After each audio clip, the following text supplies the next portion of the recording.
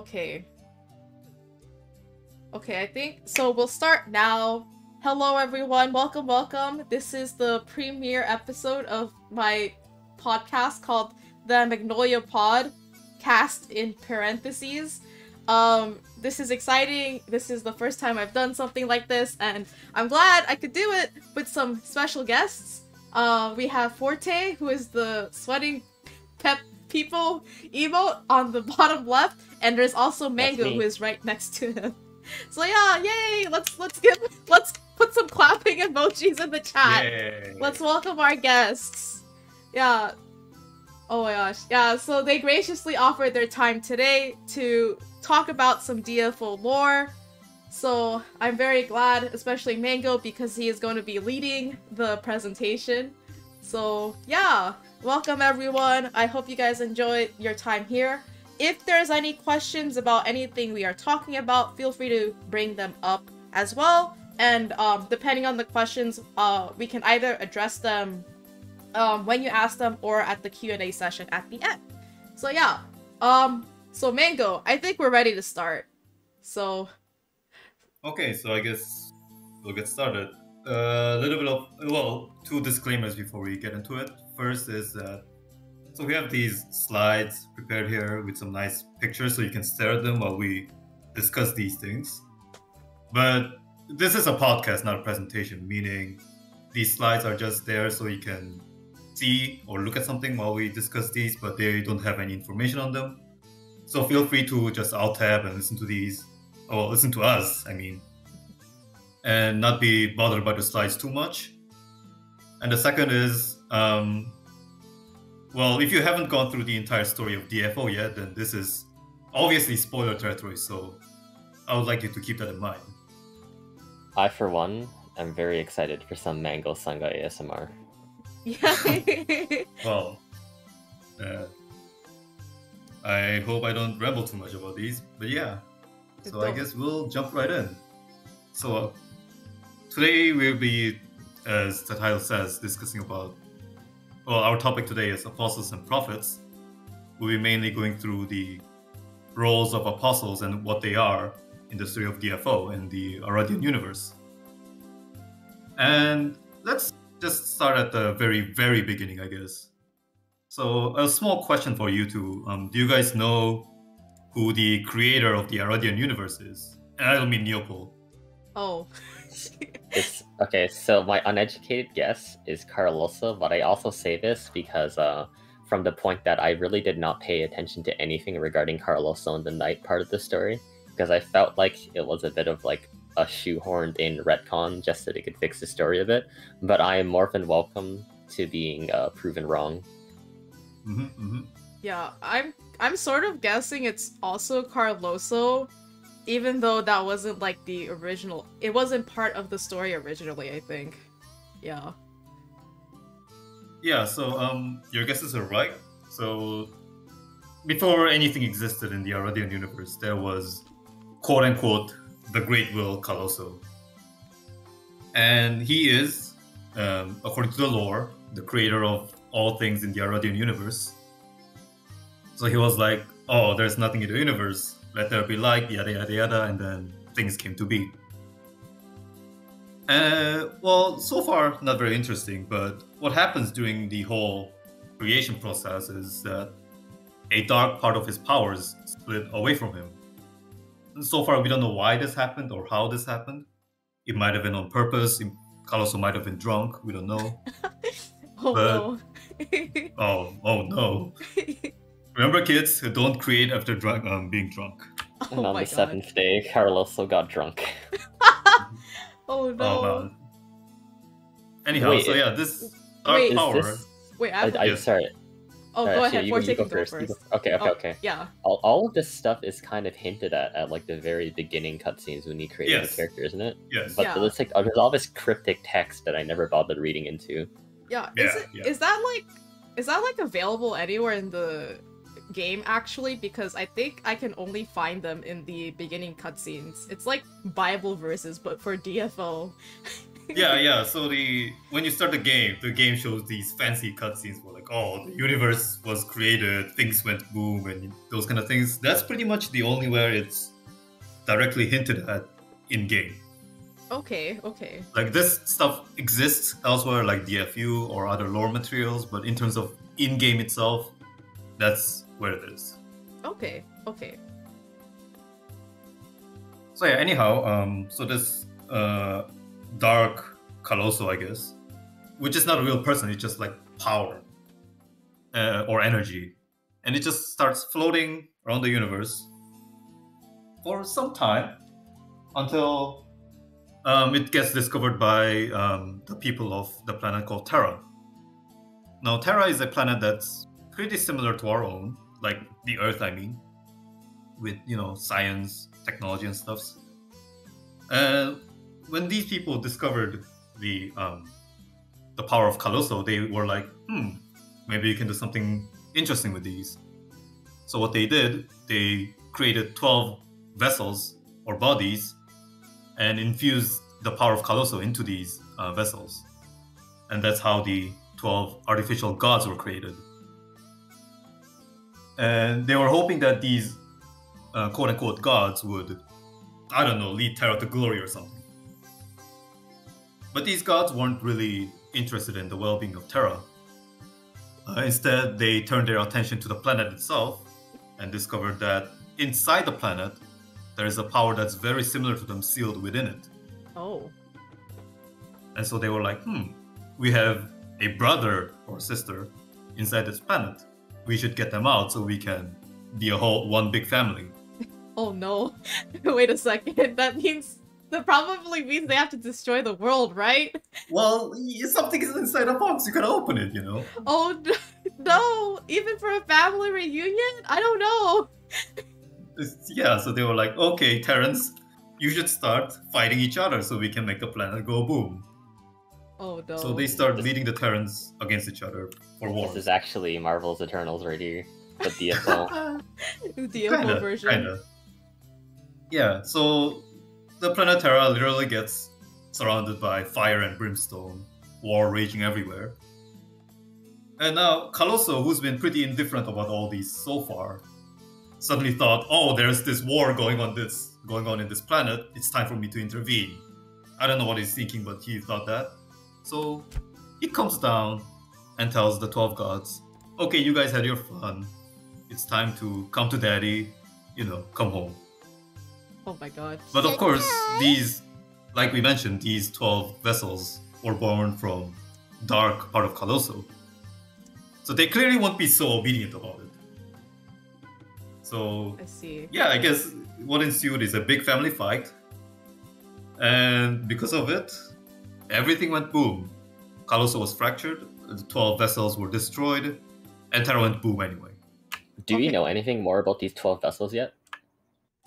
That will come later. So, Okay. I have a question. Was Terra Yes. the only planet that had life on it in this universe that Carlosa created? No. Well, it doesn't explicitly say anywhere about it being the case, but that would not be the case because, as we know, there's Arad and other planets. Okay. Yeah, it just so happened that all of Carloso's bad qualities just ended up in this one planet that destroyed it. Yeah, right? yeah, pretty much. Dang. Terra is literally Earth, isn't it? Because, all of the obvious references, Yeah, pretty much. Bro, Yeah. This is not the alternate universe I want to be a part of. Oh man. Okay. Yeah, so where was I? Yeah, so the 12 vessels were destroyed. One thing to note is I'm saying vessels, not actual gods themselves, because the souls of these gods were not destroyed. Oh. And that will come into play a bit later. We'll come back to that. But anyhow, Colosso went boom, Terra went boom, the 12 gods went boom. And then, you can probably guess most of the people on the planet died. Yeah. But not everyone. On one of the larger fragments, the survivors got on. You can see it right here. The bigger one that's flying in our face. Is that one Pandemonium? Yes, that's exactly what it is. Okay. Yeah. So Isn't Pandemonium just like New York? Yeah, yeah, it's yeah. pretty much New York. Yeah. So the rest of the world didn't survive, but New York did. Yes. Yeah. Remember, people, if the world seems like it's gonna end, then move to New York. Frickin' New Yorkers, man. Yeah, dude. They have a leg up against everyone else in the world. Mm-hmm. Okay. So yeah, people got on this fragment, so they're still alive, but it's outer space. And you know what outer space does? It kills people. So Fair. people are dying. And interestingly enough, at this point, Hildur is already on the planet. Well, the fragment of the planet. And she's like, don't worry, people, I'll protect you. And she does protect them. So, at this point, the people, well, whoever's left, on the fragment are still alive. You know, they are like drifting into space, but they are not dead yet. They're like, oh, thank you, Hildur, you saved us. Those kind of things. Quick interjection. This is also the point where many of them begin turning into beastmen, right? Yes, so the lore is that the radiation of outer Yeah, space turned them due into to good old half-breeds. space radiation. Yeah. Yeah, I don't know how that works, but apparently it did. So intergalactic radiation turns you into a furry. Into a furry. Okay. Apparently. Anyone want to go to space? Acceptable. I'll go if you go first. Gosh. Okay. But yeah, so sorry, anything else? I'm good. I'm good. Okay. So yeah, so Pandemonium just starts drifting into space. Because, you know, no gravity and whatever. Until one day it approaches this planet called Grandblad, which is a planet of giants. Oh. Savage giants, to be specific, because they were like, hey, look at that giant rock flying at us. Let's jump on it and kill everyone on it. Oh no. Yeah. Not very nice. Not very friendly. Oh, I thought it was I thought they were flying by the planet Econ. Oops. Oh. No, Econ comes in way later. Oops. Okay. Okay. Oh. So yeah, these giants get on the planet, starts punching everyone in the face. And Hildur is obviously trying her best to protect everyone, but as powerful Hildur is, she's not the best fighter there is. So she can't protect everyone. But this is when our big bad Kane swoops down from the skies. Ooh. And then he's like, whoa, what are these fat giants doing? And then he just destroys them. Oh no. Like, he doesn't even try, the giants just explode. Oh, I so mean, he like this is Kane. yeah, This is Kane. he just pops up and everyone just destroys themselves. Yeah, like the giants are like, oh my god, it's Kane, I'm gonna die, and then I mean, his title is the Fatality, right? Like yes, or the Fated, depending on the. So do we have like an origin story on Kine? I guess no, Kane is. Yeah, I guess I'll just say Kine because that's how like Tigger says it. Yeah, well, side note, Korean pronunciation is Kine, yes, but doesn't really matter. What was I saying? Oh yeah, so the only thing we know about Kane so far is the fact that he also came from the planet Grandblad, the planet of giants. Oh. But we don't know whether he was born from there or he was just living on it at the time. Oh, okay. Okay. I did not know that he was from that planet. I sort of just thought that he was just like riding Pandemonium already at this point with Hildur. I see. Yeah, so he is one of the first that got on Pandemonium, but he wasn't on it to start with. Anyhow, yeah, so like we mentioned, he just destroys all the giants, and the giants are dead, the Pandemonium's saved. And then he's like, well, I'm done here, I'm about to leave again. So he just like starts to fly away. But Hildur is like, wait a minute, it's like, you and I gotta have a word about this. And then they make some sort of a deal. So far, we don't know exactly what kind of deal this is. But Kane accepts the deal and he stays on Pandemonium to be its protector. Okay. Okay. So, yeah. Like, I just want to sort of like point this out. So this guy's like obviously very powerful, right? Like he just lands in like the vicinity and giants just explode, right? So like, yes. what could Like, what does Hildur like? You know, this is just speculation. It's been a long time that we've known that like Hildur and Kain are like in the cahoots with each other. But like, what does Hildur have that she can give to like someone like Kain, right? Who's just like extremely powerful. Everyone calls him the Fatality, and he just like, I don't know, raises his hand and everyone just dies.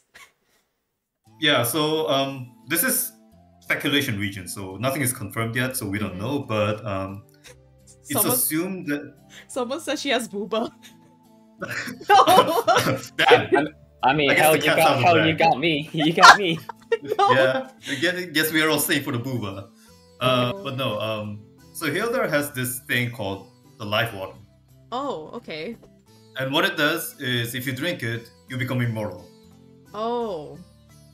So people are thinking like she probably tempted him with this, because as powerful Kain is, he might be all powerful, but we don't know if he can live forever. Okay, that's fair. That's the speculation, but we don't know if that's true. Okay. I guess we'll like find out maybe something in 110 cap at this point. You know, I've been waiting for answers since before you were writing fanfics, so I don't know. Oh my gosh. Yeah. Yeah, we don't talk about the fanfic. Anyway. Next episode, we go over Sungahime's fanfics. No! It's a fanfic review! No! I was 12 when I wrote it! Oh my gosh. Anyways, yeah, go on. Anyhow, yeah. So they make a deal. Kain stays as Pandemonium's protector. Whenever some weird guy would come, Kain would be like, yeah, get off this planet. And they would do that one way or another. But sometimes, you know, usually they just explode in Kain's face, but not all of them would explode in their face. There were some more powerful ones who would actually put up a fight. And 8 more of such quote-unquote powerful beings would arrive. And these are what we come to know as the Apostles. The original, I guess, kind of definition of Apostles being powerful beings who arrived from Pandemonium from outside world. And we have, so we have Kain, who was the first one. After that, we have Preyesus, Lotus, Anton, Delezier, Luke, Sirocco, Cassius, and Bakal, who we've throughout the story have seen or heard of one way or another. Yeah. Now, if you know a little bit more of the lore, then you would know that there are in fact 12 apostles, and here there are only 10 in this picture. There's always there's like that one apostle that I guess like they've just not written anything about, right? Or they just like keep hinting at them. There's one hidden apostle which will come into play a little bit later. Okay. But amongst the official apostles, we haven't mentioned Ozma and Michael. Yeah. The 12 fragments are the apostles, huh? Ah, yes. Long story short, we have exactly 12 apostles here. And if we look back to how we started all these, we had the 12 artificial gods. Hence, we could assume that the 12 apostles are reincarnations of these artificial gods. Okay. So they all have like dark aspects of Carloso then, right? Yeah, they have fragments of Carlos's powers within them. Okay. But then we also remember that there was a similar power that was sealed within Terra itself. So technically there should be 13. Oh. So the 13th one is out there somewhere, which we'll get to a bit later. Oh, there's a question from chat that I think is actually interesting and it's relevant. Like, it's pretty good. It's a pretty good question. Someone asks, is that why they can't kill each other? Because they all... Yes. Oh, okay.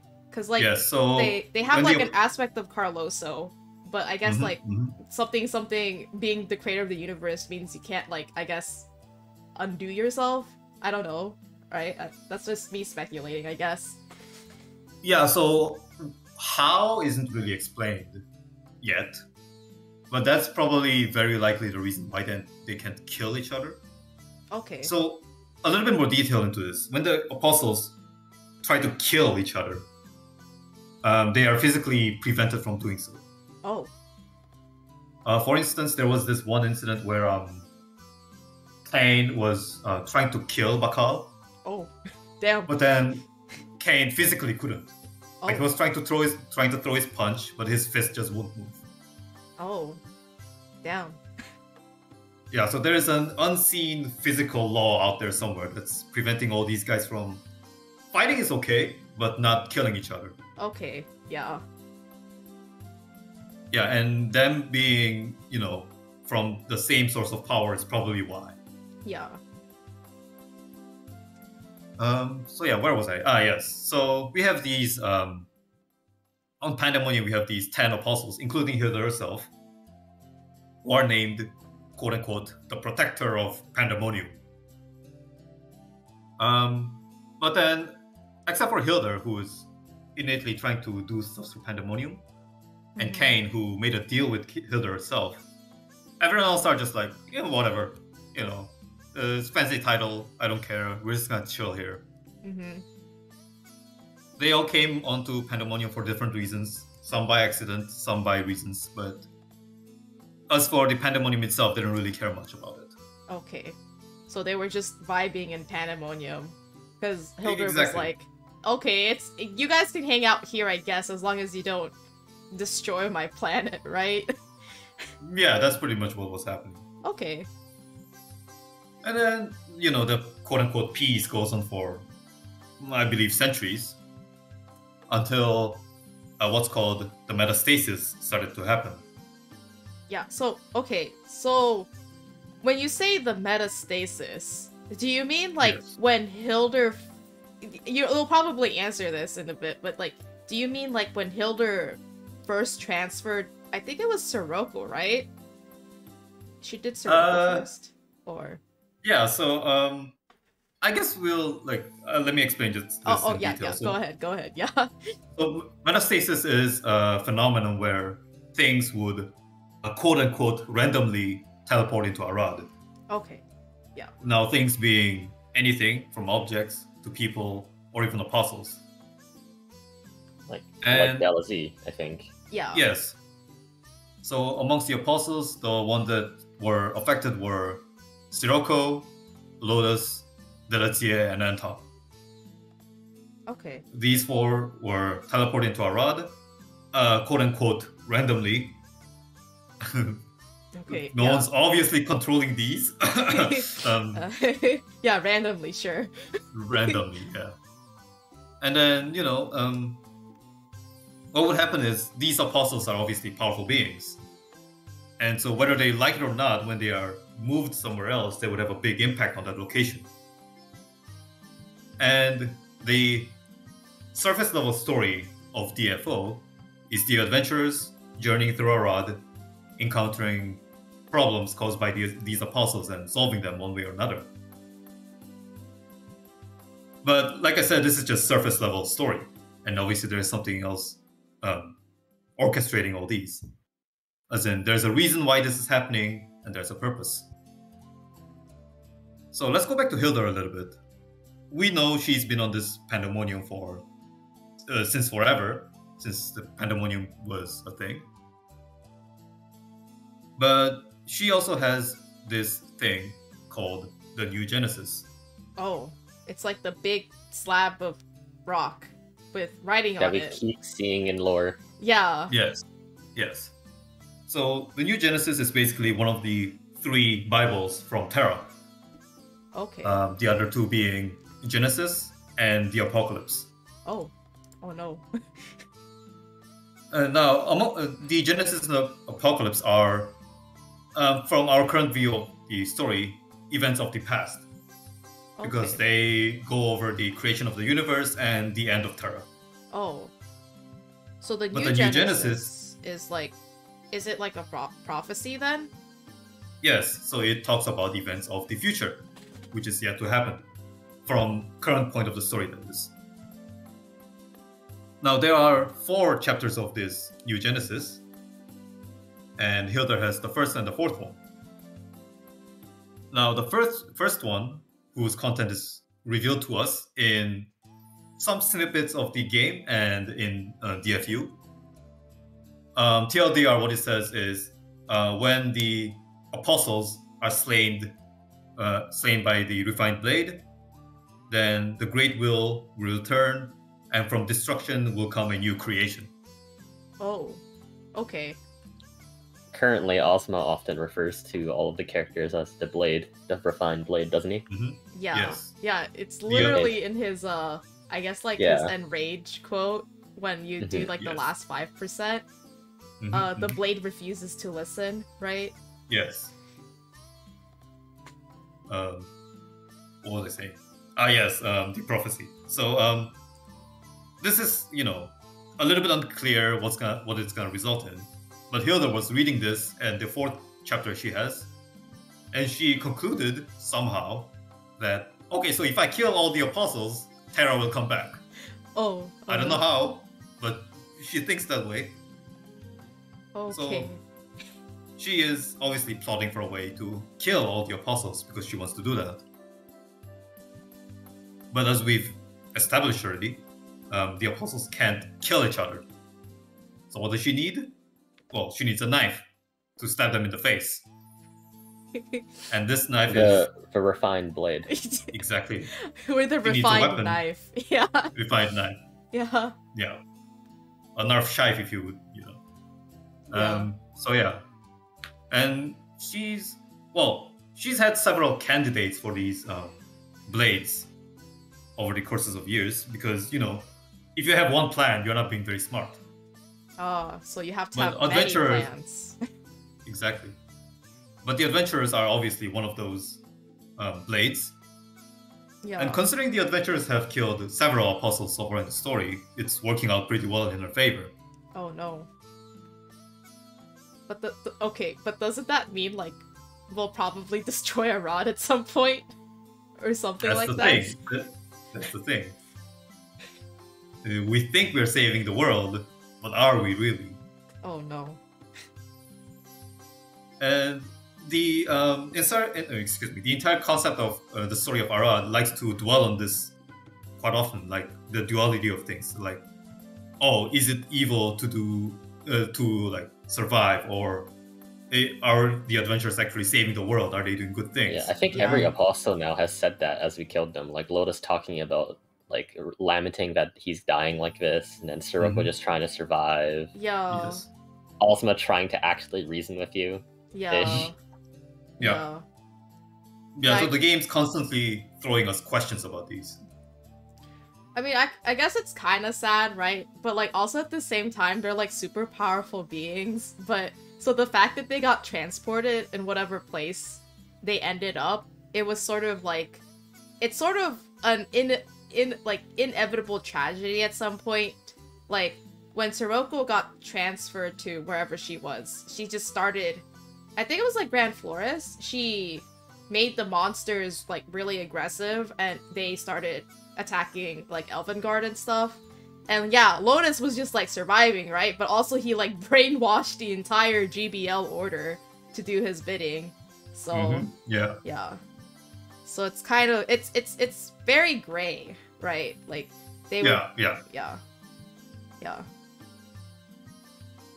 But yeah, so Hilda's plans are, okay, I'll kill all the apostles. And that begs the question of how much of the things that's happened so far have been mechanized by Hilda. Yeah. And let's go through the story and see what happened to the apostles one by one. Yeah. So, do you remember the first 3 apostles that the adventurers went through? I remember Lotus, the long-legged. The next one, Forte. Who was the next one after Lotus? Of the apostles that we got to beat up? Yeah. Yes. Yeah. I believe there's scenario quests where we do run into Delazy a few times, but we kind of banish him off. But in terms of like what I really do remember after Lotus, it was probably Anton. Oh yeah, yeah, that Mhm. makes sense. Granted, Anton was like a whole proxy thing because we never really got to talk to Anton as much as we got to talk to Anton through the Tartans that he shared a mind with. Yeah. Yeah. So yeah, so these three are, like you two mentioned, the first of the apostles that the adventurers came into and encountered. Delazy was kind of shafted though. Yeah. So this is what I like to call the whole adventure or the introductory phase of the adventurers. So what happens at this point is, the adventurers are going through trouble, solving them, and if there's an apostle, maybe punch them in the face a few times, and then they would say something ominous like, "Oh, you guys are actually evil" or something like that. And then you punch them and then they die. Yeah, but then Give me your gear. Yeah. Mhm. Yeah, give me your gear, give me your epics, yeah, hand it over. But at this point, if you're going through this story for the first time, things are very unclear because, it's like, why are we evil? Who is this Hilder these guys are talking about? Those kind of things. Yeah, and also... Oh, sorry to interject, but also we're actually saving people, right? Lotus right now brainwashed. people are dying. Yeah, right now people are dying. Yeah, Lotus brainwashed people. Delazy was spreading his icky disease in Northmire and people were dying. And Anton was eating up so much power that, the cartel managed to, overrun the Imperial government, right? So... Exactly, yeah. Yeah. But yeah, when it comes to the plot of DFO, these three don't really have much to say other than, they got punched in the face by adventurers. The only thing I would like to point out about these three is that all of them were moved to a place where they were either severely weakened or very disadvantageous. Lotus was on Behemoth, where there's no water, so he was literally fish out of water. Oh, damn. And Delazier, he wasn't really in a disadvantageous position, but in terms of when it comes raw combat power, he's the weakest apostle. And his only strength is the fact that, if you get close to him, you get sick and die. Yeah. Yeah. But when the adventurers fought him, they were protected by three people. Or Michelle, the Cypher, Azelia, the Grim Seeker, and Hilda herself. Damn. So if your biggest weapon doesn't work on them, you're not doing much here. So Delazier got cooked. Not dead, but yeah, he's still alive, but he got, punched in the face as well. And lastly, Anton was dropped on the Ocean of Empyrean, where there was literally nowhere to run. So he got chased down by the entire Empyrean military and the adventurers and got slain in the end. But yeah, as I mentioned, so far in the story, we have some suspicious stuffs coming up, but we are not really seeing the big picture. We can't really piece things together. But the one that comes after this starts really throwing the big questions. Do you remember who it was? Luke. Yes. Luke? This was peak DFO, yeah. Old man Luke, or as I drew him in that one event I did, Luke with 8 arms. Luke the spider apostle. Yeah. No, he only has. He only has 4 arms. He only has 4 arms. Yeah. So Luke is, so to say, the first apostle that tried his best to avert the prophecy. Let's go into a little bit about his background. So Luke is, like his name says, or the title, he's very good at building things. Does anyone remember when Luke was just a frail old man and we never knew he had a big daddy beach bod? Yep.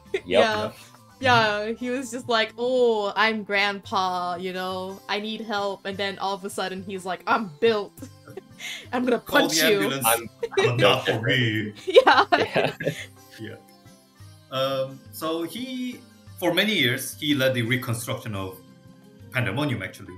Oh, okay. The buildings and infrastructure and those kind of things. If you go in the Pandemonium story, we see that there is actually electricity there, which wasn't the case until Luke arrived on Pandemonium. He was the one that built the power. Oh, yeah. Sorry. Also, Sorry, another interjection. Yeah, I remember a lot in like when we were doing the Central Park storyline, like when the Nornal sisters, right? They kept mentioning Luke, like, oh, we have to ask Luke about this adventure, you know, this adventure is kind of sus, we gotta ask Luke. And they mentioned Luke a lot, so yeah, I was like, okay, Luke's been here and has helped these people. Yeah. Yes, so the Pandemonians really like Luke because, you know, he made electricity, he made all these buildings. He's a nice guy. Yeah. Maybe. So, at this point, the adventurers discover the Castle of the Dead, which is basically Luke's home. But it's also the castle that connects Empyrean with Pandemonium. And as the adventurers climb through it, they in fact discover that a lot of incidences that happened in the past were caused by Luke. Oh. For instance, there was this thing called the Black Nightmare. Yeah. I don't know if you guys remember it. Yeah, it happened like... a few times. What? That was weird because it was like a thing in like the retcon story, and then they did they did another retcon, and it was just like, oh, it's like a thing in Mirror Arad. Like people are having nightmares, you know. Yeah, the Black Nightmare was like that was the beginning of like, to me, I guess, quote unquote new DFO, where like they had to like twist the story a bit to fit new narratives. Yeah. Yeah. So side note, like you guys mentioned, the Black Nightmare was a very big plot material or device in the Reckoned storyline, also known as the Great Metastasis storyline. Yeah. But things weren't really working out, so they re-reckoned it. Yeah, re-reckoned it, and it's still in the story. For instance, it comes into play during the Bantu and Skasa storyline. But it's relatively minor. But that is from Luke. And what Luke was doing is, basically the Black Nightmare is a tool which absorbs light out of people.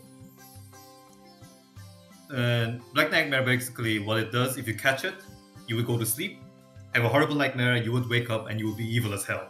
Oh shit. It made you edgy? Yes, it made you literally edgy. Dark and edgy. Oh no. Because it would literally suck all the light out of you. Oh, that's terrible. Oh jeez. Yeah, and Luke was basically doing this and many other things, both revealed and not revealed, to collect light from all over the world. Yeah, the duality of Luke, like his entire scenario. Yeah. And he was basically gathering power, and the reason he was getting power is so that he could avert the prophecy, which obviously says he's gonna die. Yeah, so he was wanted to not die, so he did this. Yeah, so he was like, okay, if I become buff enough, I'll not die. Which unfortunately wasn't the case. You can't kill these games. Yeah, dude. Yeah, too bad. Check out these guns. Yeah, these guns did die though, but depending on which faction you picked, right? It was either you or some sneaky, emperor, slave from the empire, right? Vaughn. Yeah, so basically what happened in the long story short, the adventurers are climbing this Castle of the Dead, and then Hilda comes in and she's like, adventurers, we need your help. Oh, Luke is evil, we need to stop him. Dude, this is a little sus. And then at this point, the adventurers started having a little bit of doubt on Hilda because all the apostles were like, oh, Hilda's evil. And then right before this storyline was the Time Gate arc, where we went through the past events and we were chasing down Iris Fortune Singer, who was messing up all these things. Yeah. And then we find out that Hilda was in fact controlling her. Yeah. She was and so adventurers were like, exactly. And Hilda was the puppet master. And the adventurers were like, you did all these evil things. And she was like, oh, it was for the greater good. So, yeah, this is like the first time in the story, I guess, we get like a in-your-face like hint that something's going on with Hilda too. Yeah. But Hilda was like, oh, I'm sorry. Like, I'm sorry all these people died, but it was for the greater good. She sugarcoats what she was doing. And the adventurers were like, fine, we'll let it slide this one time, I guess. And then they decide to help Hilda because, well, as we know, Luke is clearly killing people right now, so we need to It stop was it. just a prank, bro. Oh no. So in the end, the adventurers go through hoops and loops, loop-de-loops, and either way, Luke dies in the end. But Luke's death has a little bit more to tell than that, if we look into how all this happened. So Luke was originally a king from the planet called Heblon, which is a planet of light and darkness. And side note, he used to be really buff back then, so the current picture we are seeing here is closer to his real self. But one day, he was like having this nightmare where he dies. You know, he gets murdered by someone he doesn't even know. Oh shit. And he's like weak. Damn. And he's like, damn, I don't want to die like this. Dang. But then one day, a certain someone called Hilder makes a visit on his planet. And she's like, I have this water that can grant you immortality. Do you want to come with me? Oh. And then Luke's like, shit, man, sure, I want that. Oh no. And then Luke comes over to Pandemonium. And then Hilda's like, okay, help us reconstruct things here. Maybe I'll give it to you. And then Luke's like, fine, I'll help you out. So he's like building all these things. But then he builds these things for so long that he starts forgetting about himself. Oh. And then he's missing all these arm days, you know, working out. So he's like he starts, you know, getting weak. Yeah, he turns into grandpa. Yeah, that's how he ended up in the shriveled form. Dang. But then one day, like, he's working on stuff, and then he's working on this power generator, and then he makes it work, and the light comes on. And when he sees light, him being originally the king of light and darkness, the light, you know, brings his memories back. He's like, what the hell am I doing here? He's like, can't just sit here and die. And then he realizes that the nightmare he had, where he dies, is in fact a prophecy. Oh. He's like, oh no, I'm not gonna let this happen. So he needs to, you know, get her some minions, get buff, you know, start working out again, and prevent all these from happening. I see. And that's the whole story of Luke Raid. Oh. And at the end of the storyline of Luke, we see in a cutscene where Hilda is like watching from like a building. It's like, oh, too bad, Luke, you can't change the prophecy. And the players at this point probably realized, this woman is sus as hell. I did. Yes. I did long before Luke, actually, TBH. Yeah. Yeah, but at this point, Hilda starts to become really sus, and Luke is, like I mentioned, the first apostle to try to do something about the prophecy. Yeah. But it, in the end, fails. I have a question. Mhm. I've already forgotten in what retcon this is relevant, but technically Bakul was also another apostle who tried to do something, right? Against Yes. Hilder? Yes. Yeah, but We're like gonna find out more about the next cap too. Yeah, I guess he's getting Yes. like new lore next cap, so we'll table it. So yeah, so there is a lot of things to say about Bakal, so I'm not gonna say much here Yeah. because there's too much. But let me just say that Bakal knew about all these long time ago. Okay, so he knew. He knew. He knew. Someone in chat was like, I saw Hilder vent. All the apostles in Among Us. Luke calls the Damn. emergency meeting. Guys, I saw Hilder vent. And everyone's like, nah, what are you talking about? Chad. What are you talking about? Yeah. Get out of here. They're all too busy looking into Booba. Sad. Yeah. the Eject Luke. It's And then Luke gets ejected. Yeah, it's the booba and the life water that's getting them. Yes. Mm-hmm. Unfortunately. Apostle's thirsty. Yeah, dude, Very thirsty for thirsty. 2 things. Mommy milkers or life water. Damn. Actually, I that. did not ask for this. Okay, anyways. Anyhow, so that's the end of Luke. Who was next? Do you guys remember? So we finally went to Pandemonium because It we would got be Prey back. next. Yeah, yeah. Yes, so we have our favorite birdman, Prey. So a little bit of background information to the Prey story. So Prey is in fact not a single identity. There's Prey Isis and there's Isis Prey, who are, I guess, twin brothers. Not really that kind of same thing, but they do different things. There's like something about his planet, right? Like there's like Arketo and like the evil Arketo, right? Yeah. So his planet, which is called Tabers, Prey Isis is, I guess you could say, kind of the king of the planet, and both Prey Isis and Isis Prey kind of govern an aspect of the planet. Prey Isis governs life, and Isis Prey governs death. But Isis Prey isn't inherently evil. He just, maintains a dark part of the planet. But the people of the planet were like, "Ooh, this guy does death things. He's kind of like scary and whatnot." Oh. While Prey, he's like, he's like shiny. He does life things. He's nice. So people were, the denizens of the planet of Tabers were like happy about Prey, but not really. They were shunning Isis away. Damn, that's kind of sad. Yeah, so Isis. Yeah, so Isis, who wasn't necessarily evil, he was like, "Oh, I'm salty now." You're really salty. Yeah. So they got in a big fight. Prey won the first fight, and Isis, he got cooked, and he was like, "Oh, I'm not gonna lose here yet." So he turned himself into an egg. So sorry, I have a meme.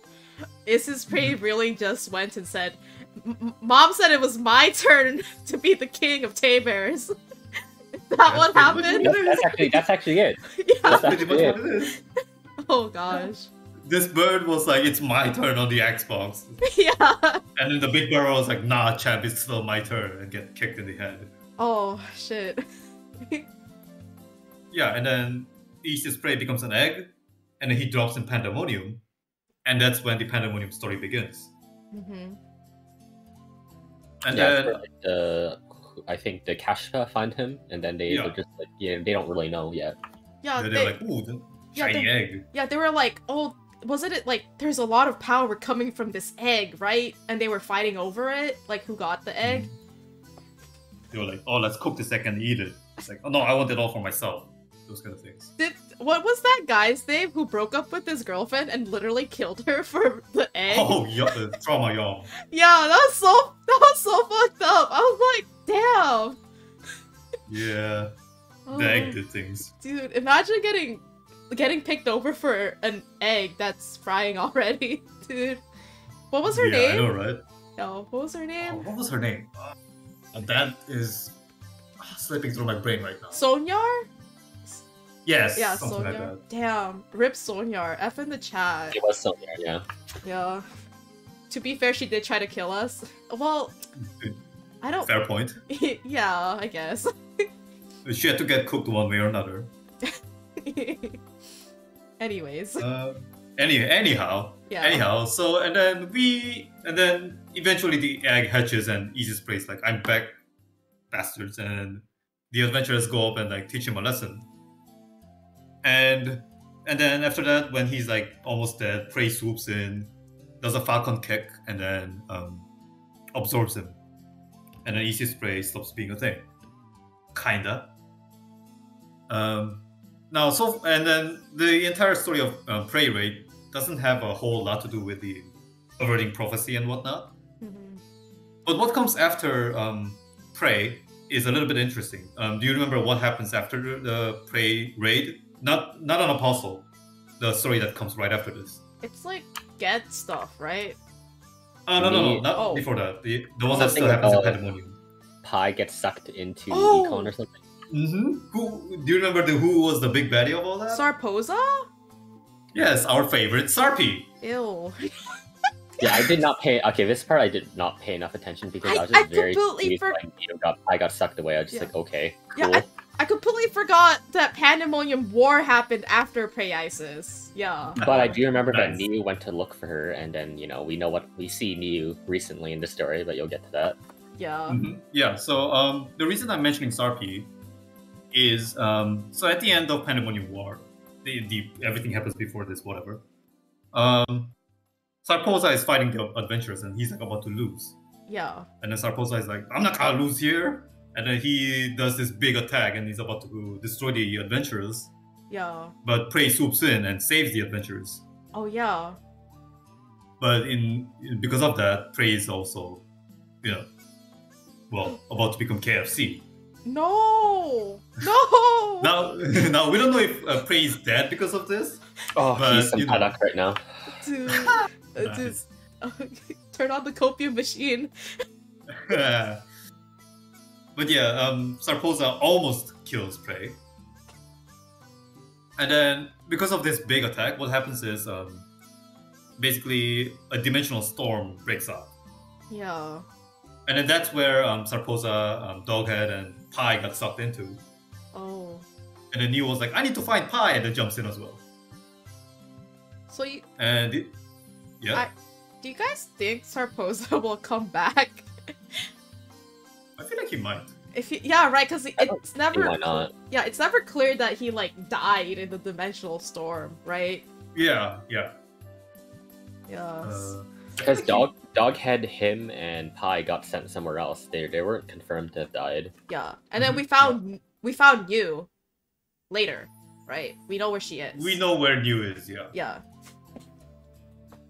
Where was I? Ah, yes. So the dimensional storms, everything's breaking. And the adventurers are like, oh crap, this is actually bad. And then this is where Hilda steps in again. And then she's like, adventurers, get out of here. I'll take care of this.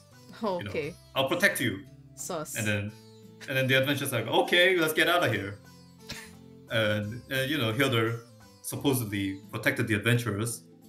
But the dimensional storm is still happening. Now, and what I want to mention here is that according to the lore, Sarposa was one of the blades Hilda had in mind. Oh. Oh, okay, that's new. I did not know that. I did not know that either. So she was trying to refine him, but then I guess he did that. Kinda. So, backstory of Sarpi. When he was young, hot-blooded teenager, he and his pals were like, I think we can beat Kain. Oh, God, no. Look, on you. I know teenagers are stupid, but that's really stupid. Yeah, so all of Sarposa's friends die. Oh, and Sarpi's alive, but he loses his eyes. Oh my god. Oh, dude, I did not know that. Oh my god. I bet he didn't see that coming. No! No. God, no. Anyways. Yeah, so he's like, oh crap, this was a mistake. And he's like, he's alive, Kane's not exactly chasing him down, but he's dying. But then he sees this vision of this weird skeleton thing. Oh. It's like, oh, I'll give you power. And then it shoves some abyss into his eyes, which is big magical power thing. So the abyss, someone said that the abyss that the male mages have, it's linked to Hilda, right? Because Hilda's magic or something, right? Yes. Okay. So in the M Mage's intro cut cinematic, we also see the same skeleton thing. It's oh, you're dying, let me give you some power. Oh. And in M Mage's case, the skeleton shoves it into his heart. Oh. In Sarpi's case, into his eyes. Oh. And that's why Sarpi has this black eye thing. Not because he got punched in the eyes, but he has abyss in his eyes. Yeah. I just want to point out Chaos Murasame's comment. As a teenager, if there was the slightest chance I could obtain Hilda Booba, I might have been stupid enough to challenge Kain. Guys, don't fight the most powerful apostle for Booba, please. Don't do that. Don't do it. Not yet, at least. You know what they call Kain? The guy who even death fears. You don't want to challenge a guy like that. No, yes, I remember that. I don't think no Booba is worth fighting him. Rude. Oh man. Oh gosh. But yeah, so the skeleton, which is Hilder, as we know, gives Sarposa powers. And then interestingly enough, Sarposa, also by Hilder's design, discovers the first chapter of New Genesis. Okay. The prophecy big tablet thing. And he reads it. But then the way he interprets it is also very weird. Because he's like, oh, I'm gonna be the most powerful being in the universe. I don't know how he came to the conclusion, but he's like that. Yeah, sometimes when you have a big ego, it just happens. Yeah, so he kind of diverged from Hilder's expectations of him. Oh, I see. Yeah, so he formed the Kashpa, and then he did all these evil things in Pandemonium. And then he came full circle, and then he actually almost killed an apostle, which is Prey. Oh, that's true. Which is pretty interesting. Yeah. But right now, Hilder sees him as a failed product. And the adventures are the real, her favorite weapons right now. So we know Sarposa was like one of the blades. Has there been any mention of other blades? Yes, so not by Hilder's design probably, but Solderus, the weapon master or blade master, is also a blade. Yeah. Because the prophecy doesn't specify whose blade it needs to be, it's just a blade. True. Oh, I cannot wait for more Solderus story. I know, dude. Yes, it's gonna be But good. isn't he like supposed to fight? Casillas? I think that's how they translate his name now. Casillas, yeah. Casillas. Yeah, he's having a little duke out with Casillas right now, or Yeah. last I remember. Yeah, and then he actually was like, yeah, I'm gonna go fight Kain after. And we're like, okay, dude, good luck. Casillas is like, no, it's like, Solderus is like, oh, I see one of the apostles. You look like a good warm-up before I fight Cain. God. And, yeah. That's what they're doing. But yeah, that's end of side note. That's the end of this whole Praesis section of the story. What was next? Who was next? Do you guys remember? Well, right after that, we started getting into the Empyrean storyline. Yeah. That we are like a bit uninterested. What was after that? Apostles, right? Like, isn't it Sirocco? That's right. We finally come into where things start to get really spicy. Mommy, sorry. Never, Sorry. More never, booba. Yeah, more never Booba. step on. But no. Sirocco is important because if Luke was the first apostle to act against the prophecy, Sirocco is the first apostle to act against Hilda herself. Yeah. What was I saying? Yes. So a little bit of Sirocco's story. So Sirocco was dead, kinda, at this point of the story. Long time ago, she was destroyed by the 4 Blade Masters and Roxy. But she wasn't actually dead at that point. She was like almost dead, but not quite. Side note, the reason that happened, I don't think it's coincidence because none of the Blade Masters or Roxy were blades mentioned in the storyline prophecy. That's probably why they couldn't kill her. Oh, I see. Anyhow, Roxy wasn't. I'm sorry, what was it? Roxy like went all out and died, right? Yeah. F Roxy in was chat. like, okay, like I'll die and you'll die too. Yeah. Unfortunately, Sirocco didn't die. Oh, damn. She was almost dead, but her leftover energy got split across some people who accepted her will, I guess, and formed the Grim Seekers. And at this point of the story, the Grim Seekers have decided that. Oh, wait, excuse me. I guess a little bit of information on Grim Seekers. They are basically a group of people who are acting against the prophecy of killing all the apostles. Now, there are obviously many ways to do this. And within the Grim Seeker, there are 2 factions. The first of which are the preservationists, who are like, oh, we'll save as many apostles as we can. And there are the extremists, who are like, just kill all of them except one. Oh. And we're fine. Oh, I guess, yeah, if you don't kill all of them, the things like, don't boom. The prophecy, the prophecy says if all of them die, then just save one. Yeah. Oh, okay. I see. Yeah. But right now we turn our spotlight to the preservationists, led by Ezra the Prophet. And they have some plans to bring back a couple apostles, Sirocco being one of them. Mm-hmm.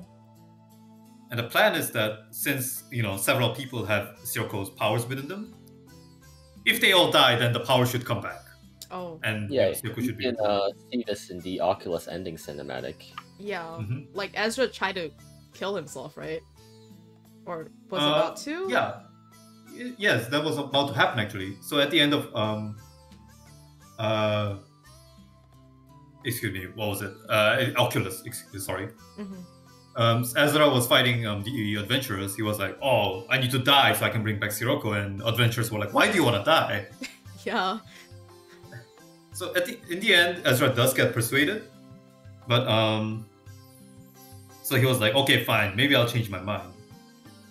But then someone intervenes and starts controlling him behind the shadows, and suddenly he pulls out a knife. And He's like, "Wait, what am I doing?" And then he stabs himself. Yeah. You can probably guess who that puppet master is. Hilder. But yeah, so Ezra dies and Sirocco comes back to life.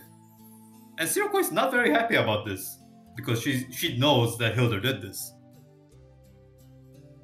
And she decides to, get up Temperian and Pandemonium to kick Hilder's ass. Oh. But then she crashes into the Great Magic Circle on the Sky Tower. Yeah. And then the adventurers chase her down. Yeah. She gets stuck in Sky Tower, right? Yeah, and then that's the story of Sirocco Raid. Yeah. And excuse me, I forgot a slide. Oh, excuse me, this was supposed to happen just now. Oh, sorry, But- Oculus. Oculus, sorry, you're not that important to be honest. Anyhow, so Sirocco Raid happens, and unfortunately, the adventurers are too strong at this point, and she dies.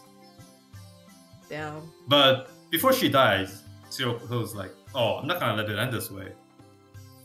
So what she does is she sends a message through into the dimensional storm, so that it cannot travel across space-time and can warn the other apostles. Oh. And We see a hint of this with the Ozma scenario too at the end. Yeah. yes, Yeah. although side note, we actually see a hint of this way before this. Oh, we did?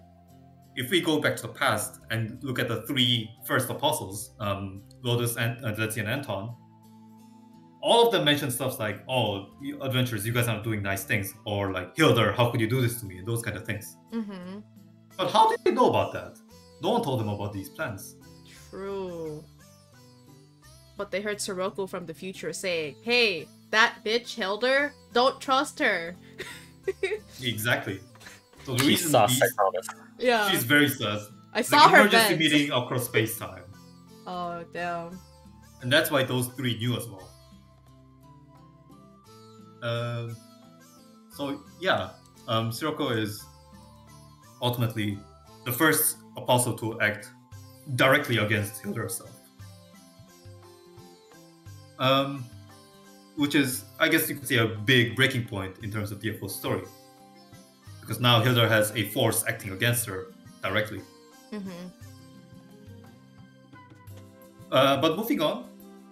So what was the next apostle? Oh. Big bad imposter Ozma. Right? Yes. We're finally here. Finally, here. Our It's a favorite really sad bullet one. story. Our favorite sad boy who got cucked by an ugly emperor. Ozma. This was actually some like romantic, really sad drama story stuff. Yeah. Yeah, that's Yeah. actually sad. Him, not even just him, Kazan too. Yeah. Yeah, big sad.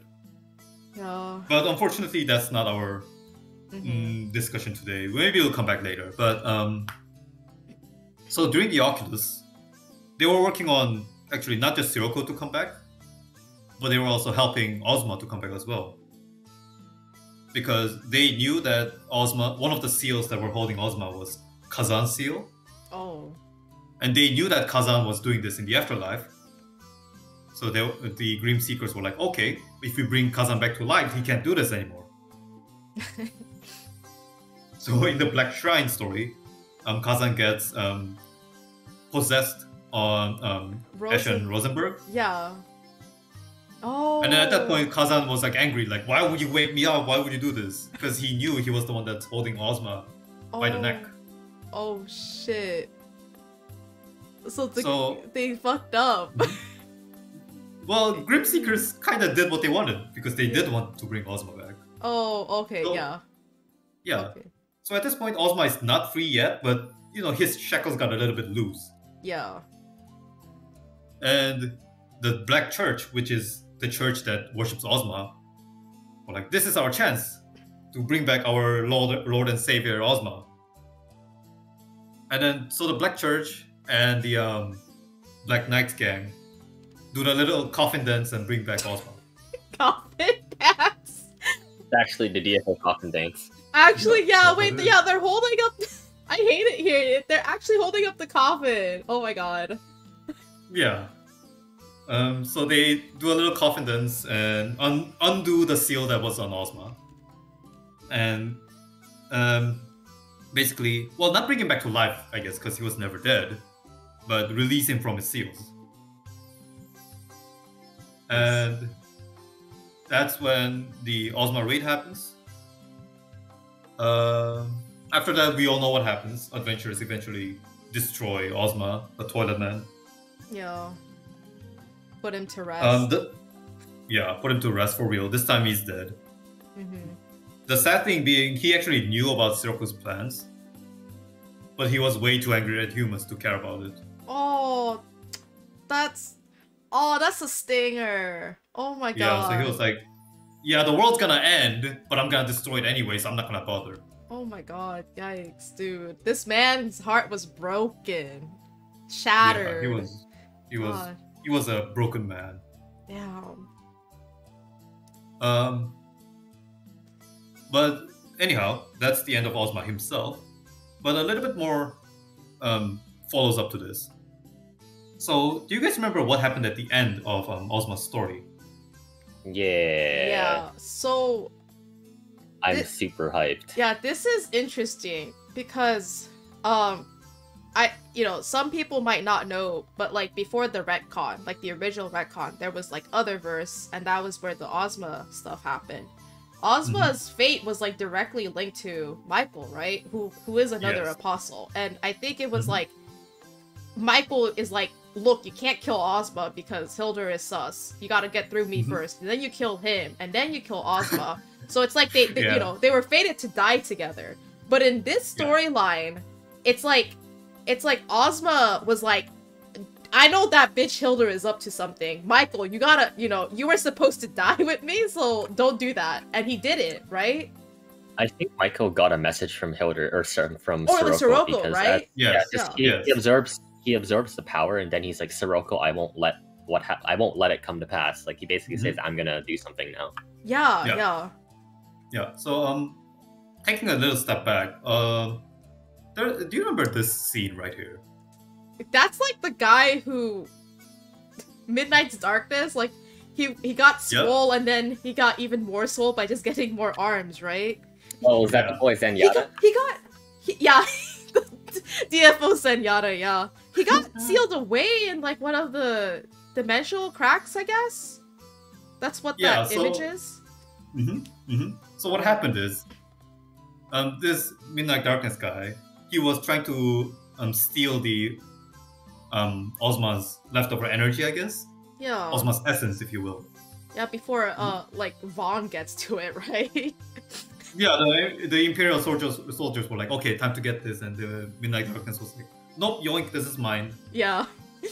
But then he got yoinked again, and well, he was about to do this by Hildur's suggestion. Oh, okay. As he gets sucked into this dimensional rift, he's like, Hildur! And then it's like, gone. And this seal right behind him is actually Michael's seal. Wait! Michael did this. Michael was like, I'm gonna yoink that too. Nah, chap, I'm yoinking this from you. Oh my god. yeah, so Michael steals the energy from Midnight Darkness, throws Midnight Darkness into the sus zone, and as we discussed just now, Michael's like, okay, Sirocco, this one's for you. Oh damn. And then after that, we see Hilda is like, damn, these two are supposed to die together. Why is this happening? And then we see that the prophecy is actually going off at this point. Whoa. Damn. And she is planning some things. I'm honestly hoping we don't fight Michael and kill him. I don't like it. I don't like the fact that we had to kill him in the other, like, you know, storyline. Like, I really want us to, like, team up with Michael and be like, yeah, you know, Hilda's kind of sus. Do you want to, like, work together? And Michael's like, yeah, sure, I guess. I don't know. Okay, so there's a really old OG DFO video back when we were in Nexon from Korea about, like, people fighting a Michael fight. Yeah. And it's just a really long fight where it's just, like, an Brawler and the rest of his party fighting Michael.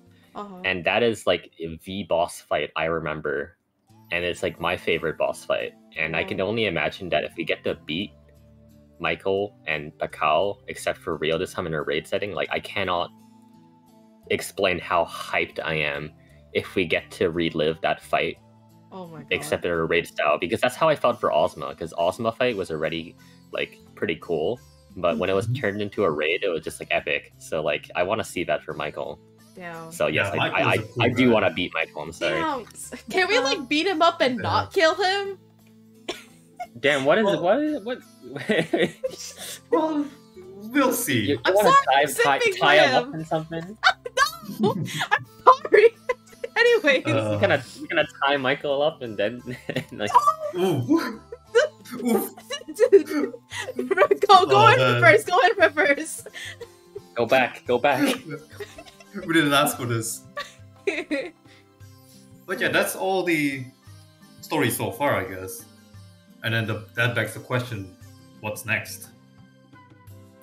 And as we know from the last Cadian Fest, the next story is gonna involve Michael and Bakal.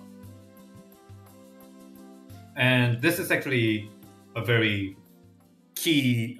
well, these two are key figures in the story right now. Because Michael, as we've seen just now, knows Hilda's plans thanks to Sirocco. And Bakal, who is unfortunately dead at this point, was the only apostle that was working against Hilda way back then.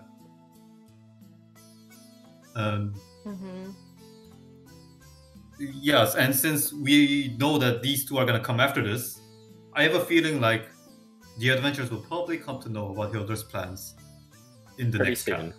Yes. But I feel like it'll be at the end of next cap, actually. God. Possibly.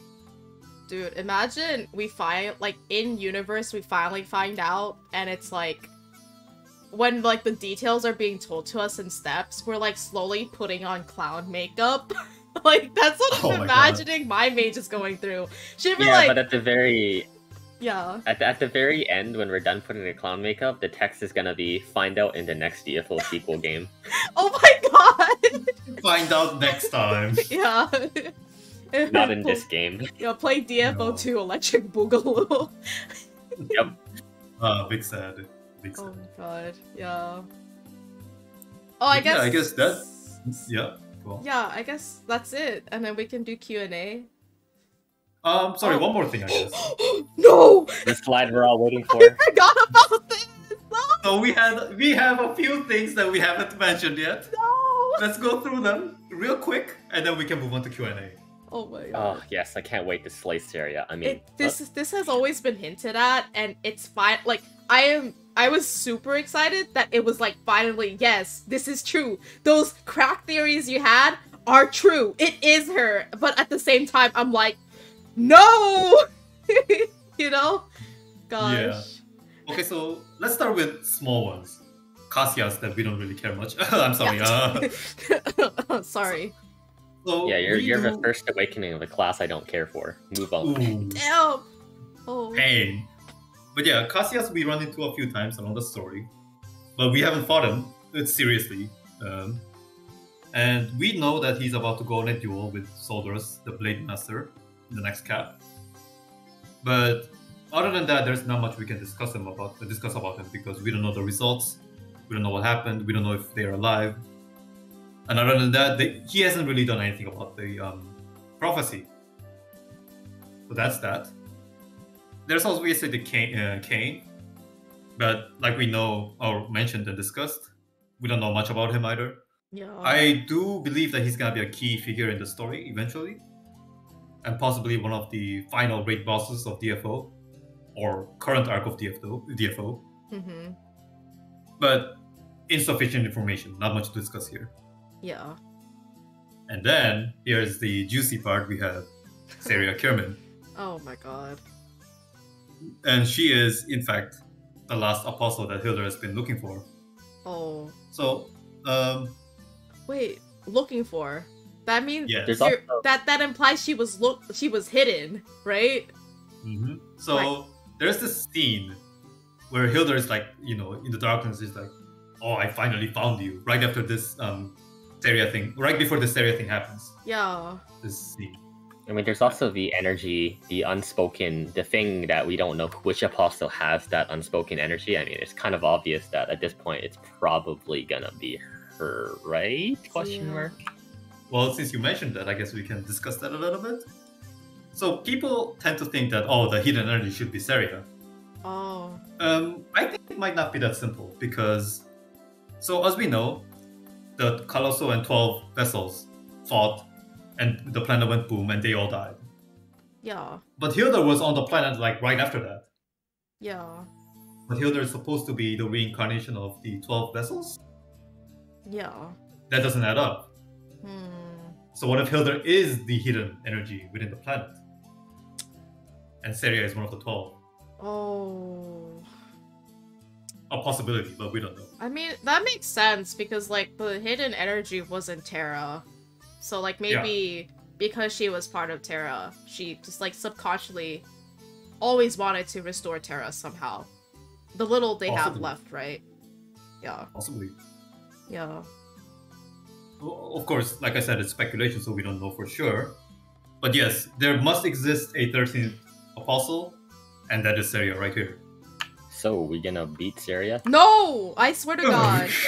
I'm gonna beat anyone who tries to beat Syria up. Well, at the end next apostle. Oh no. Bunga Bime raid incoming. Oh my god. What was I saying? Oh yes, at the end of Oculus, or Abyssal Oculus actually, Ezra, right before he goes to Afterlife, he tells us this weird prayer poem thing about this resplendent dew in the forest. Yeah, yeah. And she'll be the one that'll save us all. Oh. So we probably can guess that the story will go in a way that we'll be protecting Syria till the end. And she'll be preventing the doom upon us all. Okay. Yeah, it could be that trope, that type of trope where all the quote-unquote deities are replaced by the one deity. I'd say I agree with the Grim Seekers plan, the extremists. Kill all apostles but Syria. I agree with it. I 100% back it. I mean, to be fair, that's a decent plan. Yeah. And maybe that's I don't think what I mentioned this. Going for, actually. Not I said that loud. Yeah. Yeah, I don't think I mentioned this, but Soldaros is current leader of the extremist faction of Grim Seekers. Yeah. Ooh. And that's why he's like on his way to kill Kang, because he's like, I'll kill everyone else, just leave one guy alive. And he might have an idea on who the last one to save is. Oh. Syria hasn't... But we'll see that soon. Yeah, Syria hasn't, like... Syria's really weird, because she's like an apostle, but she hasn't like done anything, like, even like accidentally, she hasn't done anything bad. Does that make sense? Yeah, because the apostles aren't necessarily evil. Yeah. Because, again, one of the core aspects of DFO's story is these powerful beings want to live, but that doesn't make them inherently evil. Like, Anton, he was just trying to stay alive. Sirocco was trying to stay alive. Yeah, he was just hungry, wanting to mine Bitcoin. So they're asking the questions like, oh, I'm just minding my business, trying to stay alive. Does that make me evil? Or the adventurers, you guys say you guys are trying to save the world, but do you know who's behind you guys? Yeah, it's kind of terrible because, like, you know, like it also kind of boils down to like what subclass you play, right? Because like all of the, or I guess classes, like they come from different places, and I can definitely see like some female mages being like, yeah, yes, Hilder, yes, you know, kill the apostles, restore pandemonium, but also Hilder, slay, Hilder, queen, slay. But at the same time, it's like, but this is like, you know, Arad is like my new home, and she's gonna blow it up. I don't know about that one, you know? Yeah. Yeah. Which would be quite tragic indeed. Yeah. I mean, I tried writing that in my fanfic when I was 12, but I was like 12 years old, so I had the attention span of like a middle schooler. I believe Korean scenario writers were reading your fanfics and pulling leaves out of it. Oh my god. Oh no! No! Remastered fanfic when? Oh my god. Whenever I don't know. Never. Don't look forward to it. No release date. No trailer. No teaser. Just like Nyoko. I'm just kidding. Oh no! Oh my god.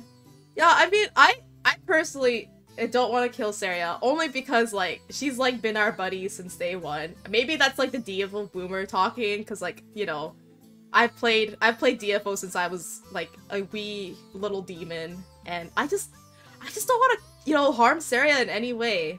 Like, I mean, I'm pretty sure it's with how pivotal Syria has been for like 16 years now. There's gonna be some sort of plot device where she becomes like a focal point for balancing the fuckery of this universe. Yeah. They have to do that, or else Syria fans, including me, will riot. Eventually, they'll drop the ball. Yeah. Yes. Yeah, I'm just worried what Hilder was gonna, you know, do to, you know, have us maybe convince us to kill Syria, I guess, or something happens, right? I mean, to be fair, considering how frail Syria is, True. Hilda probably can grab anyone to do the job. Yeah, she was... Yeah, so there's an interesting bit about Syria from Timegate, where she is her, like, elf friends, like, sacrificed themselves to save Grand Florist, right? And now she became a human, so she lost, like, her elven powers. Yeah, and then they were just like, yeah, that happened to her, you know? Yeah. something, True. she's special, something. Yeah, maybe they'll probably... Little do they know. Yeah, god. Who is going to sell us epic master killanos if we have to kill Syria? Oh my god. Oh man, oh. The best question. Oh man. You guys are asking the important questions. Oh, yeah, I guess, like, yeah. We have time for a Q&A? Is that good with you both? Oh, yeah, sure. Yeah, so, like, if you guys have questions in the chat, feel free to drop them in right now, and then I'll deliver them to, Mango or Forte. So Ultra Combo Supreme Victory, or Hydro, said, I have questions. What about the Dark Knight and Creator storyline? They're there at the end of the world. They even have a cutscene of killing Astaros by Star Platinum in her Zawaru though. Yeah, so what about the side story characters? Yeah. Yeah, so like we know, or you've seen, Dark Knight and Creator are from... Well, we see the Dark Knight and Creator watch the universe go boom. Oh. And they're basically, as far as I know, beings from the future. And they've been working on preventing the deaths of the universes for a long time now. I see. But, you know, they were like, this keep failing, this is not gonna work. And they're like running out of energy. Oh. So Mehmet, who's the Time Guardian, Time Lord who's with them, he's like, okay, I'll send you back to the past one last time. Damn. Do it right this time. Damn. And then they come to the past, and considering how much time traveling they've done, that explains why they have powers related to time. And we see in Ozma Raid, Astaroth is like, oh, I can stop time. It's like, Zawardo, you can't stop me. Yeah, and then the creator was like... Zoom out now. Think again. Yeah. Oh. So yeah, they are helping the adventurers to prevent the end of the universe. So they know already. They're not hidden in the shadows like the other adventurers are about what's going to like what Hilder's doing, right? Probably. Yeah. Like maybe not entirely, but they know the universe is gonna end if they do nothing. Yeah. I guess. Yeah, I guess like I mean like something about like the prophecy was like the refined blade, something apostles die, big boom, new creation, right? So they probably want to avoid the big boom. Yeah. They sure do. Damn. But it sounds like they need therapy. Yeah, it sounds like they might need some therapy. Fair. If you watch the universe go boom several times, you probably need therapy. Yeah, I would need therapy too. Yeah. But yeah, that's an interesting. Yeah, the sad thing about the side story characters is not a whole lot of people play them, but I think like it's a nice different lens at the story, especially because like you don't get to play them until you've gotten to the time gate stuff. So yeah, it's kind of like, hey, you know, we're gonna put you through the ringer, but also it's gonna be different this time. You know, spot the difference, and then it's like, something's going on here that's gonna cause the destruction of the universe. Yeah. Yeah. Oh. Any other questions from chat? Yeah, if I missed your question earlier, this is the time to post them now, and then I'll deliver them to the to the people. Yeah, the people here. Mango, the lore master, and Forte, the other lore master. I mean, Mango, do you care if it's relevant to today? Sorry, what was that? Do you care if my questions are relevant to today's topic? I mean, ask away, I guess. How about a little teaser about what you think about the 2 new lore drops we got recently? Oh. Ah. You know, the one with the bow and the one with Tata's teacher. Oh. Yeah. Do you have the images for that? Actually, I think some people haven't seen it. Oh, I can post one. Yeah. Oh, also, while you look for it, Queer asked, in halfmango's professional opinion, who is the cutest apostle? Please say the right answer. The cutest apostle is Lotus. No more questions. Oh. I see you two are a man of culture. Ew.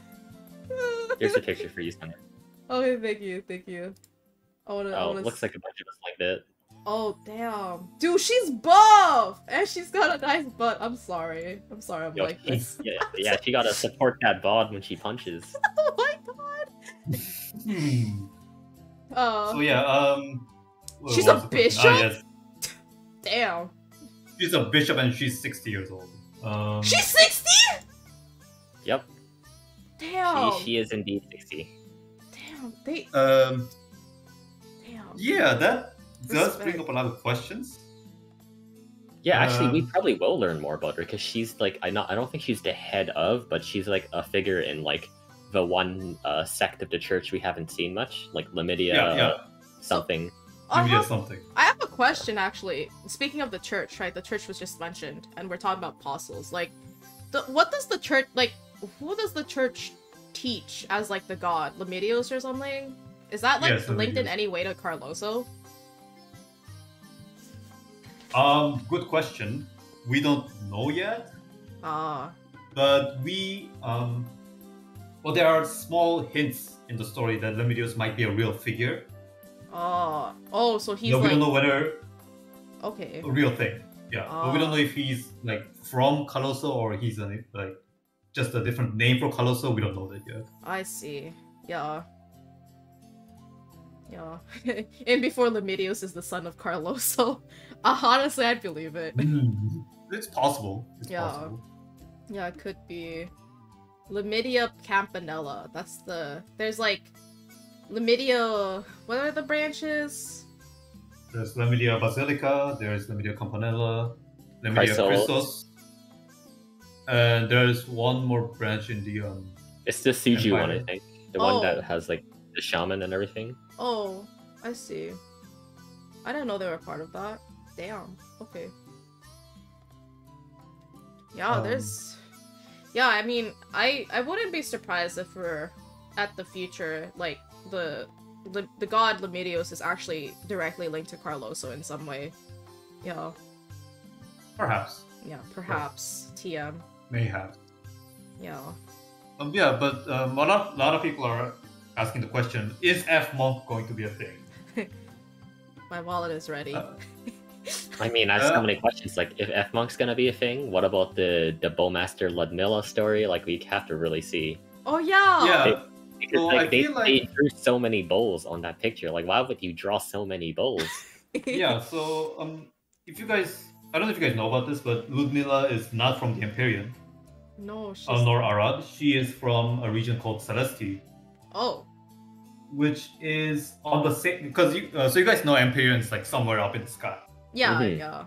And on the same level, it's not just Empyrean. There's also Celesti, which is like somewhere else. Oh, I did not know actually. Wow. Yeah, but then Celesti is cut off from Empyrean because it's like too far and several reasons. Okay. And many are speculating that after we are done with Bakal, we'll probably be able to get to Celesti. Especially considering the fact that one of the reasons Celesti was locked off was because of Bakal. I see. Yeah, I guess like a question I have about Bak, like I guess like this is also speculation about Bakal, right? So in the pre-retcon, Bakal saw the prophecy and knew that he would die because Hildur would make it so. And so what he did is he ran away to Empyrean, and then he was really mean to the Empyreans. He was like, guys, you know, no magic, you know, nothing, no magic at all. And then the Empyreans were like, man, this sucks. And then they started to build machines, right? And then he did this as like, he did this deliberately because he knew he couldn't kill Hildur with her own magic, basically, right? So he had to find another way to maybe take down Hildur or like weaken her in some way. So he made sure that like the Empyreans were like technologically advanced enough to like fight a being. Yeah. So like I wonder like if you know I wonder how they're going to change the Bakal stuff with the new raid coming out on 110 cap. Yeah. I mean, we're going back in time. If I remember correctly, this time there's a faction that gets control. I think it's actually Giselle gets control of the original Gable. Oh. And we kind of have to stop Gable because Gable can kill apostles or something like that. I'm not sure. I think Mango can emphasize that part. Gable can kill apostles? What the heck? Oh, okay. Yeah. So let's go over the original storyline first. Yeah. So Bakal was like, he was like, oh, I'm gonna dominate the Pandemonium. So he's like, he brings his dragon army, like attacks Pandemonium. But then there are 9 other apostles on that thing, right? So he obviously gets cooked. Yeah. He's like, okay, this was not a good fight. So he runs away down to Empyrean. And he changes his mind, so like, okay, I need to destroy Hildur, but I'm gonna do this. And like you mentioned, he tells them, he makes the Empyreans not practice any magic, so he would have a power that's not magic against Hildur. But then the Empyreans were like making machines and those kind of things, and then they make this gay Bog, which is a giant mecha robot, designed to destroy Bakal. And when Bakal first sees this, he's like, oh crap, this might actually kill me. And he was like thinking like, wait a minute, are Empyreans like this good at making machines? And turns out, so the ones that made these gay Bog are these 7 scientists called the Seven Meisters. Oh, yeah. They were the predecessors of the shards, I believe. The 7 shards, yes. Yeah. But one of these 7 Meisters, her name was Eldir, which is an anagram of Hildur. No! Yeah, you're seeing it. Oh, I'm mouthing so I'm straight mouthing. She was helping them make better machines so they can kill Bakal. Oh my god. Dude. That's the original storyline. Now, we know that the prophecy has started to diverge and Hildur needs to do something about it. And what people are thinking is she might send Giselle to the past or do something about the past to avert some things. Because in KDNFS, it was also mentioned that we'll be seeing a new kind of gay ball. Oh. Prime gay I think bulge. I think that video I posted is actually a footage of like the slightly touched up gay bulge. Yeah, so in the thumbnail or the first scene, we see like this weird, menacing-looking machine. Oh. That's probably the new gay bulge. Yo. Dang. Hilder's behind everything again, huh? Just can't catch a break here. Well, since we started going on Hilder orchestrating everything, let me drop this a little bit as well. Oh. So remember early on we mentioned how the pandemonium, drifted and landed on ground blood. Mm-hmm. And then the giants got on, and then Kane got on, and those kind of things. Yeah. And then it might make you think the pandemonium is just floating in the space, riding the gravity. Well, it turns out, in the pre-Sirocco story, in the storylines, it is revealed that Hilder can control the direction of the pandemonium. Oh. So in other words, landing on ground blood was no coincidence. Oh. It's literally Hilder. I'm punching the air. Damn. Dude, He's why is everywhere? Hilder's like galaxy brain playing 5D chess 72 steps ahead of everyone. Yeah. Also, someone asked in chat, wait a bit, these are not a history line that Bakal went successful in his plans and got wrecked there by some alien shit after messing up with dark elf space-time portals? Oh, that's another plane. That's the plane Dragonia, which is basically alternate universe. Oh, okay. I'm just not a fan of Hilder, even if she has booba. Even if she has booba, even if she has mommy milkers, I don't trust. Persuading argument, but not good enough. Yeah, I see. No, there has to be, like, I don't know, like, I get it, like, you wanna restore your home planet, but, like, sometimes you just gotta get over it, you know? Maybe blowing up another planet is not the way, it's not how you cope. I don't know. I'm not Hilder's therapist. Yeah. She needs a therapist. Oh, yeah, she needs more than a therapist. Yeah. Yeah, it's really not the move. Any other questions from chat? Yeah. So, is Kain, like, big? Because he's, like, from the planet of the giants, right? Is he, like, huge?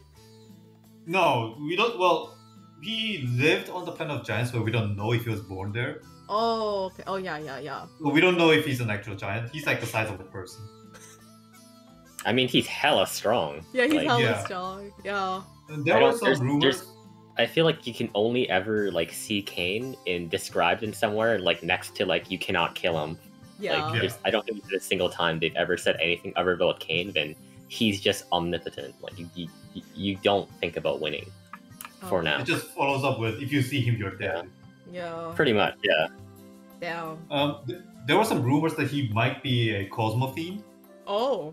It turns out there was... Yeah, I mean, if you look at him, he kind of does look like a Cosmo fiend. Yeah, he does. Yeah, but then it turns out it was a misunderstanding, because there was an interview of the designer. He was like, oh, we designed the Cosmo fiends based on Kane. Oh. But then some people interpreted that as, oh, Kane is Cosmo fiend. Oh. But that's not true. As for what kind of race Kane is, we don't know yet. Oh, I see. So someone in chat, I was thinking if they would use that Bakal version in the U update, since we don't know if that Bakal died there, since he just went missing after the fight. Yeah, I actually never did the Bakal raid myself. I guess it was like a mini raid. I don't know what the story was that before they met The one where we fight him in the castle and he runs away. Oh, he just runs away. Oh. I thought he died actually, because like he goes into the air and then he explodes and you see meteors raining down on the field for a while. Oh, damn. Yeah. The story says he's dead. Because otherwise there are things that won't add up. For instance, the Empyrean or the Ispin's Archipelago which consists of multiple islands. It used to be a bigger continent, but it split up into islands because Bakao died and he exploded too hard. Oh, he literally But- rest in pieces. Like, Yeah, kind of. yeah. And there are some things that wouldn't add up if he's not actually dead. Oh, I see. So, I saw a question. What is it? What was the lore of Dephis, the Reaper guy? Like the Tower of the Dead stuff? Oh, Dreyfus, yeah. Is that linked? Oh, that guy. Yeah, is that linked to Um, the Apostles in any way? Cause like the Simona, I think a lot of people speculate Simona is like an older Azalea, right? Yeah. Yeah. As for that Reaper guy, good question. I don't think so, but I might have to check the lores again for that one. I see. But I see. my memory tells me there aren't any striking relevances of him to the apostles. Okay. The one that's relevant though, speaking of Reaper though, is the Reaper that approached Ozma. Oh. The one who gave him like the power to become Ozma, like in the cell? Is that who you're talking about?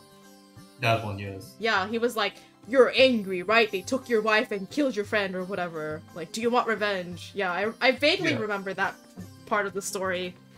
Yeah, she probably healed her. Oh, damn it.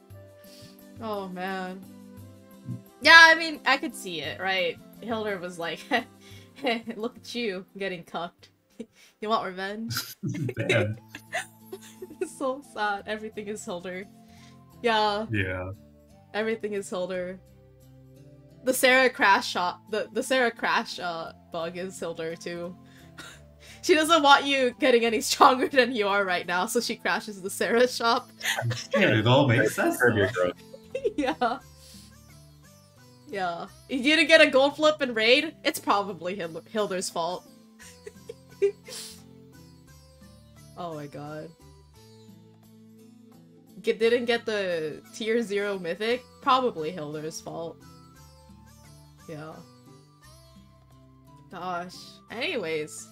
Yeah, so I guess I'll do one last round. You know, any other questions in the chat about the apostles? You know, any interesting comments? You know, we're mostly talking about apostles here. Actually. Oh, yeah, go ahead. The Tower of Despair, if I remember correctly, I forgot which tower it is, but one of them is a rocket ship, and it was sent out from Pandemonium, right? Yes. And that's where the Grim Seekers came from, right? That's well. Or well, the that's Grim where a Seekers- bunch of the current the Grim Seekers we think about, like Marcello and Sildoros, and like Yeah, they were on the tower. they were on that. Oh, Yeah. yeah. So they were all originally technically Pandemonium people, weren't they? Or No. Terra? No. So what happened is the rocket ship tower thing landed on Arad, and it was originally empty. Mm-hmm. Well, and then thousands of years ago, Soldaros, who is this famous swordsman, Mm-hmm. Azalea approaches him and she's like, "Oh, do you want to come to the spaceship where you can spend more time in, so you can train?" And then she basically collects all these powerful people to occupy the tower and train there. Yeah. So originally that spaceship didn't have any occupants, but it was filled by Grim Seekers. And some other people who may not be relevant. Oh. Oh, I see. So, Pada put a question. We're going to get more on the Think we're going to get more on the Grim Seekers who were there at the Sky Tower, or would the Adras comic be the only place where their story is going to be followed up on? I mean, Sodaros is kind of a pivotal. It's like pretty huge, but like in the background. So if there's Sodaros around, we're gonna learn more about the Grim Seekers, right? Yeah. Yeah, so the extremist faction is still alive, with Soldaros in the head. Mm-hmm. They're So also we'll- like inherently linked to apostles, pretty much. Like their Yeah. whole purpose. So I'm sure we're gonna keep like interlacing with them in the Yeah. future. Yeah, Mhm. I remember when we were planning what to talk about for this podcast, Mango literally was like, I could mention the Grim Seekers, but I could also not mention them because they all, like, it warrants a whole episode just for the Grim Seekers. And I was like, that's fair. Because, like, if you did, like, the analysis of the story through the lenses of who the apostles are, how they affected Arad, and why, you know, how are they relevant to the story, if you add the Grim Seekers to the mix, it's like a lot of things change. Yeah, a lot of things just change. Or, like, you get another perspective on what was happening and what people are trying to do. God. Yeah. Oh, someone also mentioned, yeah, we totally glossed over the fact that, like, the Empire is collecting the remnants of dead apostles and rings. Yeah. We kind of skipped over that. Because, well, okay, this is probably already this is not a crack theory, probably, but is Vaughn, like, a blade? You think Hilder's? Well, we don't know is the answer. Yeah. He was presenting the energy to Princess Princess Isabella. He was presenting the energy to her at some point, so the Empire is collecting the essences. Yeah, the Empire is doing something we sus. don't know yet. Yeah. Yeah, but the Empire is always sus. Yeah. Though Vaughn, okay, the thing is, Hilder does recognize the existence of Vaughn. Yeah. Because in one of the versions of Luke dying, Vaughn stabs him in the back, right? Yeah, yeah. But Vaughn is supposedly not able to come into that place because the adventurers got the blessing of Hilder to go in there. So Hilder gave Vaughn the blessing as well, so he can go in and stab Luke in the back in case the adventurers try to talk Luke out of it. Oh. So now, is he a blade? We don't know that yet. So like my friends and I make fun of Vaughn all the time, cause we're always like, oh, he's dead wife Vaughn, because you learn his wife was dead this entire time, and it's supposed to be this big emotional drop in the story. But like my friends and I thought Vaughn was always annoying in dungeons, so we just called him dead wife Vaughn. But I'm like, we like speculated, oh, Hilda probably has him wrapped around her finger because she probably promised that she can bring his wife back with the life water. Oh my, it makes sense. Oh my god. Oh, holy shit. It just clicked in my mind as soon as I said that out loud. That's probably, if this is a crack theory, if Vaughn is like maybe one of the contingency plans that Hilder has, that's probably how she convinced him, right? It's like, look, I know, you really love your wife. I can bring her back, you know, if you do this. Possibly. Your wife calls me mommy too. But in the Grim Seeker story in Luke's scenario, if you do pick the side of the Grim Seekers, Vaughn does become the one to strike the final blow on Luke, I believe. Yeah. Yeah, he does that. So he could also be one of the blades. Yeah. It's possible. It's definitely possible. Yeah, it's probably. Poor Vaughn. Also, if you guys, I don't know if you guys remember this, but at the end of Lotus arc, when Lotus is dead, and so it was the adventurers, Aganzo and Vaughn that killed him, right? Yeah, yeah. And then after he's dead, it's like, oh, okay, and Aganzo was like, okay, he's finally dead, let's go home. And then Vaughn was like, you guys go on ahead, I gotta check something. Yeah. He was like, you know, time to bring out my power ring.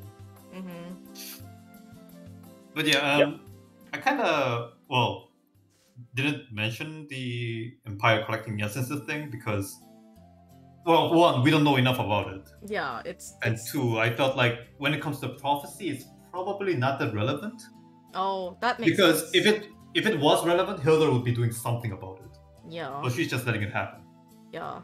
So I guess on this note, the Empire has always had a history of doing morally questionable things, right? They like did experiments on children, you know, F-Slayer storyline. So like, yes. do you think this is just like the Empire's just being sus again, and this wasn't part of Hilder's plan, but the Empire, you know, and she was just like, okay, they're doing whatever, but it's not really affecting my plan, so it's okay. Yeah. I think with the amount of times we've said it's frickin' Hilder's fault, she probably did demonstrate. Yeah, at the very least, she knows it's happening, and if she's doing nothing about it, then she's like, that's fine. Yeah, maybe that's also one of her contingency contract. I mean, sorry, Arknights contingency plans, where it's like, you know, if Soldaros fails, if the adventure fails, Sarposa failed, you know, maybe the Empire could be strong enough and take out the rest, right?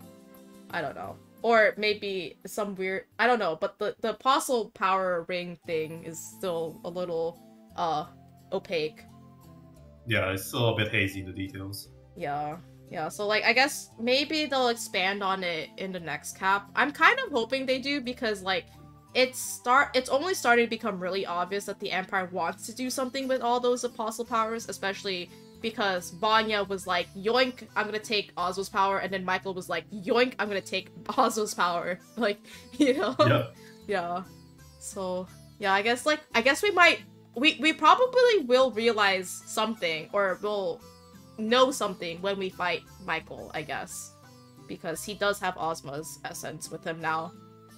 Yeah, and the whole story of Michael's section is supposed to be like, oh, Ozma's essence is like chaotic evil and stuff. Oh, Michael's like, okay, I'm gonna try to purify this. Because I saw my other self in some other universe doing it. Yeah, damn. And he does it and he fails. Oh, shit. That feeling when you're worse than yourself. Dude, just no one, not even yourself. Really, but yeah, we might learn more about those essences. Yeah, so yeah, I guess like, yeah, we'll, you know, maybe another episode when we get 110 cap. 110 cap has a lot of goodies for us in terms of Apostle lore, as always. Next cap should be finally getting questions that we've had for literally over a decade. We might finally get. Yep, it's gonna be juicy. Yeah, it's gonna be juicy. It's gonna be like shocking. You know, find out what happens next week on DFO. And there's gonna be a lot of Hilder. Oh, Hilder. Oh my god. She's like busy right now with the Dimensional Storm, isn't she though? She's kind of tied up. Probably not. Oh, never mind. No, probably not. She was like, "Go adventurers, I'll do something about this." Oh. Sure, she did. Oh man, sure she did. Yeah. Yeah. So yeah, that was exciting. I think that's a good wrap up on the episode today. Honestly, yeah. Everyone, please give, you know, put some clapping in the chat, please, for our guests, Mango and Forte. It really means a lot to just have them on here to talk about DFO lore. Yeah, I was so happy that they both said yes. I was like, yeah, you know, it's not just me talking my head off. No, thank you for letting me be here, and thank you all for listening, obviously. Oh my god. Yeah, dude. I mean, I love DFO lore. I just wish it wasn't like scattered all over the place, you know, like the 12 different dark shades of Carloso, basically. God. Yes, that's what it is. Yeah, gosh. And someone already was like, hey, do a second episode on the Grim Seekers. And honestly, yeah, I'll talk about it. I'll approach some people about it. Yeah. So I think the DFO lore, I mean, it's how old is the game? 17 years old, right? 16 to 17, 16, 17. Yeah, almost 20. Yeah, there's a lot of lore that, you know. My Korean friends swear the lore is actually super, super good, but we can't appreciate it because we don't actually have all the translations done correctly and they're kind of sloppy. Oh my god. Whereas they get all the stuff like that's done in their native language, and like they all adamantly swear it's like it actually comes together really cleanly, and Global only ever sees like the kind of choppy parts of it. Damn. Yeah, see, that's what that's what I've been trying to kind of try to do something as, like, I guess an official content creator, is like there is something very rich about the DFO lore. It's just that for us global players, for us English speaking players, I guess, it's just all over the place. Like, you have to like go to so many different places. The translations aren't even that good sometimes. And you know, this is also like a segue into like Mango. You know, I mean, yeah, Mango, like, I really appreciate all you do for like the DFO lore, because it's just like I can trust you with your translations, because sometimes Maple has questionable translations. My pleasure. Yeah, and it's my pleasure. And I'm just so glad that like we are having access to like accurate translations, especially now with the 110 cap, when the lore is just like it's heating up. You know, a lot of things are going to be revealed. hopefully some questions will be answered, and hopefully there's not as many questions that pop up later, but you know. Yeah. God. Or we'll answer questions with questions. Oh no, stop, please. I just want to be a fashion fighter. I don't care about a fossil. No, I'm kidding. Ooh. Oh man. Yeah. If Neopol writes a DFO book of lore, you'd think it would sell? I honestly think the DFO story is like good. Like The DFO art books actually cover a decent amount of lore. oh, the Yeah, art like in books? And Oh, they Yeah, sell yeah. really quickly. Oh, Yeah, I was like- yeah. 20 minutes for the 15th one. Yeah, dude. It's like they know something that us global players don't. That's why Yeah, it sells I out. paid like 2 to 3 times the cost just to get it shipped over here. Oh my god. I think it's probably a long shot. I'll try to grab the next one, but I know I'm gonna be competing against like a lot of people. You Yeah. could even grab this one still. You just have to put a proxy, CSIC a proxy site, and anyone can get it shipped over to them. Oh really? Okay, I'll have to look Yeah. into that because I really want more DFO like merch because like and like I just think like it seems like we're gonna get new games on our horizon, so I don't know. Like I think the lore is just gonna get richer here from here on out. DNF duo, who's next? Yeah, who's next? Hilder. Hilder. Yeah. But yeah, thank you again for I want to thank Forte and Mango again for, you know, being on here talking about the lore. It like blows my mind that like we can talk about the lore in this way. I know everyone's like DFO players don't read, so you know what I'm gonna do? I'm gonna make you guys watch a podcast, so you guys don't have to Big be brain like, move. yeah, you guys don't have to read, so you guys can like listen to our voices. And yeah, and Matt, thank you Matt for posting links. Yeah, so Forte is also a video maker for season 3. Go check out his videos. He's been doing videos that are that have been highlighting certain classes, so if you're interested in playing those classes, you know, you should watch his stuff. Mango does a lot of translations. He mostly does lore-oriented translations. All of his posts are found on his user page on Reddit. So if you want to sort of like delve deeper into the DFO lore, he's already put out a lot of translations, a lot of lore on like the universe of Arad. So this episode we only talked about the apostles, but the universe is also where all of this like stuff is happening. So you know, can't forget about the universe. Yeah, it was. Oh my god, I was Hilder's Until left it boy goes the entire boom. time. Yeah. Oh, one last question. Do you guys have access to Casilla's workout plan? I don't. Do you guys have access to his workout plan? Yeah, it's arm day every day. I'm sorry, he has like that big beer belly. I can't. He's like an uncle to me. That's like the vibe, I get it. Oh, wait, 100 sit-ups? Wait a second. I don't know if that's Casillas or someone else. Oh my god, only a banana birthday. He can shave his head, yeah. Didn't know Casillas was such a puncher. Yeah, I dude. guess. Yeah, I guess he's more like a one-swing man, right?